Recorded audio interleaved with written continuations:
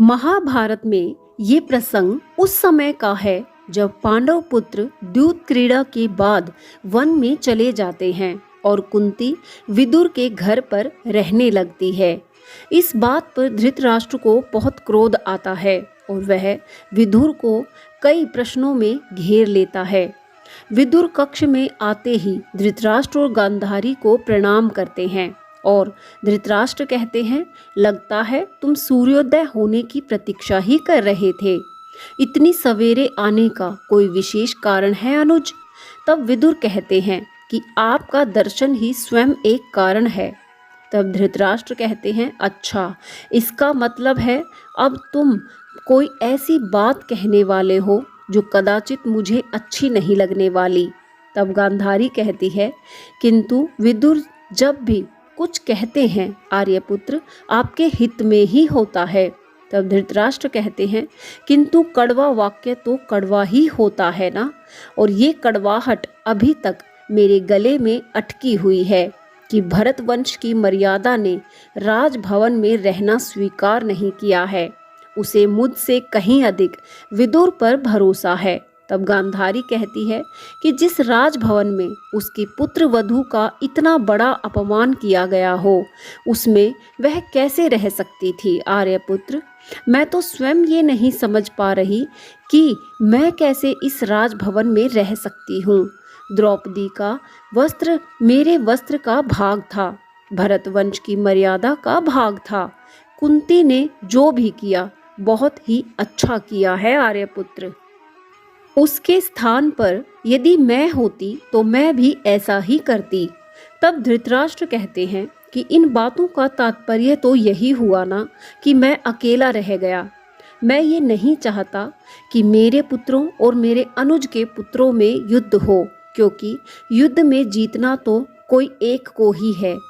मैं ये भी नहीं चाहता कि पांडव पुत्र हमसे हारें, इसलिए मैंने राज्य का विभाजन स्वीकार कर लिया और वो विभाजन सीमा एक कटार सी मेरे हृदय में खिंची हुई है। विदुर, मेरी इस पीड़ा को समझने का प्रयत्न करो। तुम कुंती को समझाओ कि उसका विदुर के घर ठहरना उचित नहीं, तो या तो यहाँ आ जाए या अपने पुत्रों के पास वन में चली जाए।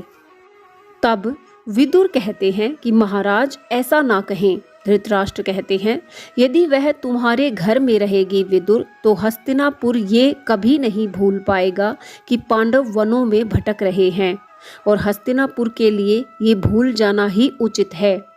तब विदुर कहते हैं कि इस समय मैं इस समस्या का समाधान लेकर आया हूँ महाराज।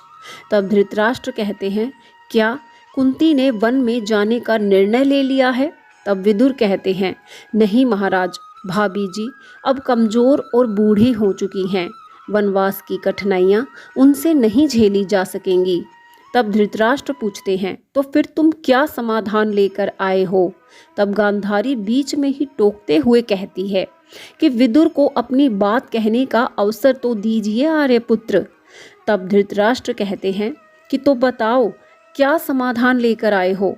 तब विदुर कहते हैं कि पांडव वनवास के 13 दिन पूरे कर चुके हैं महाराज। शास्त्रों के अनुसार विशेष स्थिति में 13 दिन 13 वर्षों के बराबर मान लिए जाते हैं।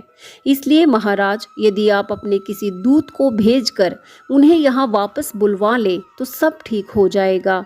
तब धृतराष्ट्र को क्रोध आता है कि क्या उन्हें यहाँ बुला लूं और दुर्योधन को आत्महत्या कर लेने दूं? तुम सदैव ही सदैव से पांडवों के पक्ष में रहे हो।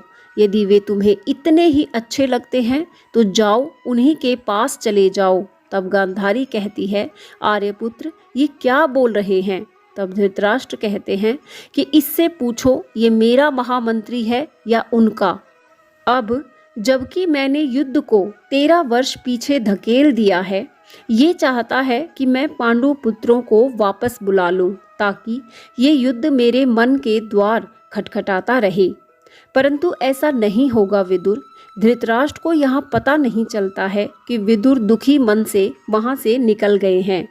तब धृतराष्ट्र को आभास होता है और विदुर विदुर पुकारता है, अरे आज्ञा लिए बिना ही चला गया। तब गांधारी कहती है कि जो निकाल दिया गया हो वो जाने की आज्ञा नहीं लेता आर्यपुत्र।